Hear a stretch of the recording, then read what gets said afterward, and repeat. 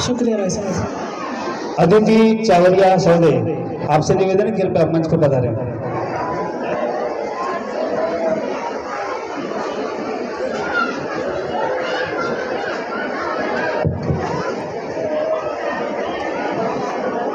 सभी साथियों को जय भीम, जय ज्योति, जय सावित्री, जय जिजाऊ, जय फातिमा, जय झलकारी, उलगुलान जोहार, सतरंगी सलाम और बहुरंगी सलाम। इतना जो सतरंगी सलाम, बहुरंगी सलाम, इतना जो नारी शक्ति का मैंने नाम लिया है, क्यों लिया है? जब मैं मेरा प्रबोधन समाप्त करूंगी शायद आप सब लोगों को यह समझ आएगा। आज महर्षि वाल्मीकि समाज सकल संस्था, सकल पंच पिंपरी चिंचवड समाज की ओर से जगत गुरु भगवान वाल्मीकि प्रकट समारोह 2025 के उपलक्ष्य में मुझे यहाँ जो प्रबोधन करने के लिए बुलाया गया, उसके लिए मैं मान्यवरों का आभार व्यक्त करती हूँ और आप सभी को आद्य कवि वाल्मीकि जी की प्रकट दिन के उपलक्ष्य में बहुत बहुत बधाइयाँ देती हूँ। आज हमारा जो वाल्मीकि समाज है पूरे भारतवर्ष में कश्मीर से लेके कन्याकुमारी और इस तरफ गुजरात से लेके उस तरफ आसाम, 7 सिस्टर्स तक फैला हुआ है। हमारा जो समाज का अस्तित्व है भगवान गौतम बुद्ध के समय से है। भगवान गौतम बुद्ध के समय में हमारे जो सुनीत भंगी जी थे उनको खुद भगवान गौतम बुद्ध ने धम्म दीक्षा दी थी।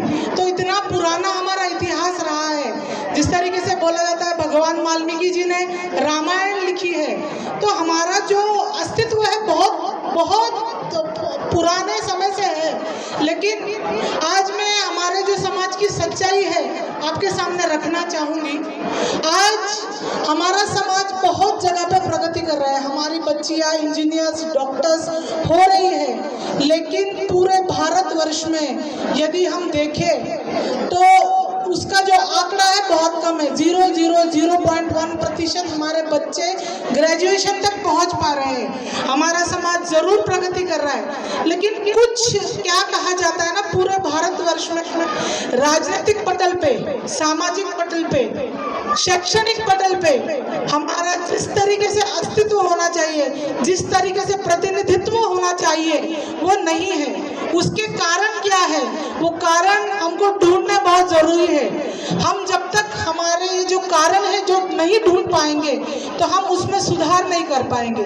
आज हम कहते हैं आज यहाँ पे जो इतनी नारी शक्ति उपस्थित है उन सभी का बहुत बहुत आभार व्यक्त करती हूँ। आज आप लोग घर से बाहर निकले, अपने बच्चों को लेकर यहाँ तक आए हैं और समय निकाला आपने, उसके लिए आपका बहुत बहुत शुक्रिया। आज हमारे भारतवर्ष का जो संविधान डॉक्टर बाबा साहेब अम्बेडकर जी द्वारा लिखित संविधान द्वारा चल रहा है पूरा भारत, क्या बाबा साहब ने ऐसे ही संविधान लिख लिया? क्या बाबा साहब ऐसे ही इतने बड़े बन गए? उनके पीछे सावित्री माई का, उनके पीछे रमाई का त्याग था।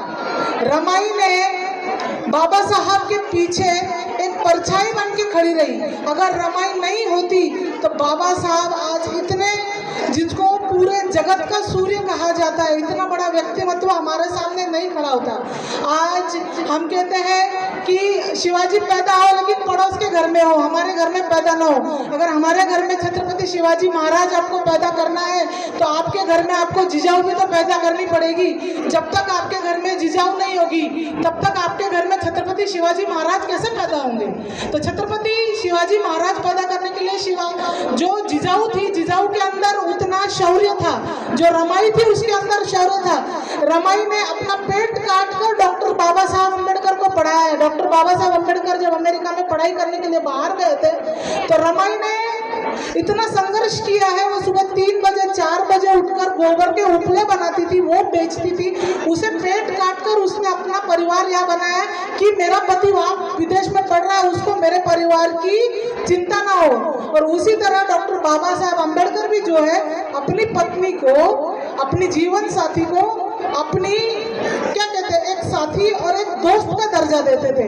जब तक आप अपने जीवन साथी को अपना दोस्त का दर्जा नहीं दे सकते, क्या कहते हैं ना, हमारे समाज की जो आधी आबादी है, आधी आबादी कौन है? महिलाएं हैं। ये महिलाएं जब तक दहलीज के अंदर रहेगी, महिलाएं दहलीज के अंदर रहेगी तो समाज प्रगति नहीं कर पाएगा। डॉक्टर बाबा साहब अम्बेडकर कहते थे कि मैं समाज की जो उन्नति है वो हमारे समाज की महिलाओं की उन्नति से मैं गिनता हूँ।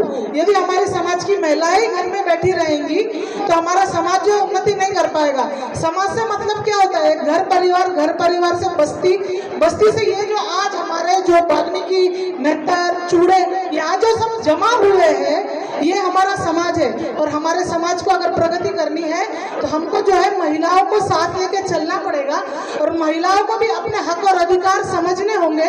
जब तक हम अपने हक और अधिकार नहीं समझेंगे और अगर हमारे हक अधिकार नहीं समझेंगे तो हम उनके लिए लड़ नहीं सकते। तो उसके लिए हमको जो है छोटे छोटे कैंप्स पूरे समुदाय में लगाने पड़ेंगे। जो पढ़ी लिखी बच्चियां हैं, पढ़े लिखे बच्चे हैं, हमको उनको टारगेट करके चलना पड़ेगा।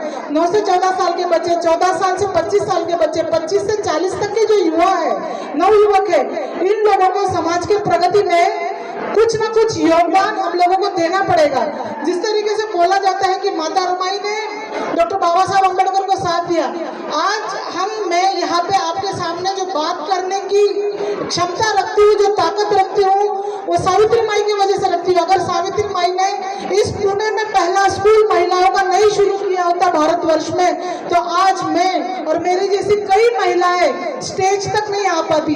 आज भी अगर हम देखें समाज में महिलाओं को समाजकारण में, राजकारण में जब स्थान दिया जाता है, कब स्थान दिया जाता है, मैं सबको इंक्लूड करके नहीं बोल रही, लेकिन कई जगह पे ऐसा होता है आज भी कि महिलाओं की राखी जगह होती है तो महिलाओं को आगे किया जाता है, बेशक उसको कुछ बोलने ना आता हो।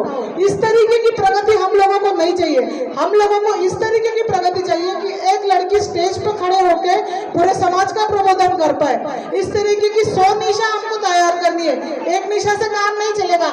अभी जाते जाते घर जाते अगर निशा का एक्सीडेंट होता है तो उसके पीछे बोलने वाला भी कोई तैयार होना चाहिए। इसके लिए ये मेरी नैतिक जवाबदारी बनती है कि मैं समाज में जाके महिलाओं को उनके हक अधिकार, सावित्री माई, झलकारी, जिजाऊ, इन सब के बारे में बताऊं। और ये जो महिलाएं हैं आज भारत में जितनी भी महानायिकाएं हुई है, इन महानायिकाओं का जो चरित्र है कहीं ना कहीं उसको दैवी स्वरूप प्राप्त कर दिया गया। आज जो राजमाता जिजाऊ जिनको कहा जाता है, राजमाता जिजाऊ जो थी उन्होंने 18 पगड़ जातियों को लेके इसी पुणे में सोने से नांगर करवाया था छत्रपति शिवाजी महाराज के हाथों से। वो जो बच्चे थे 18 पगड़ जातियों, उसमें हमारे भी तो बच्चे थे जिन्होंने सोने से नांगर किया था, जबकि ये शापित भूमि मानी जाती थी पूना की। तो जब जिजाऊ ये कर सकती है, उसने धर्म कर्म कांड को लाथाड़ो, में ये नहीं कहती कि आप धर्म कर्म कांड को लाथाड़ो, लेकिन कम से कम संविधान ने जो आपको हक और अधिकार दिए उनको समझो, शिक्षा में आगे जाइए, सामाजिक अपनी प्रगति कीजिए, राजकीय अपनी प्रगति कीजिए।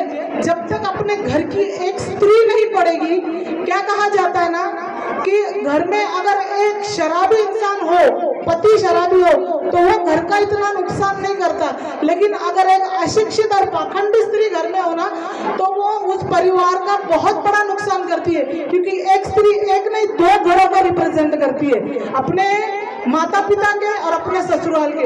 ये 2 घरों को आगे लेके वो चल सकती है। इतनी ताकत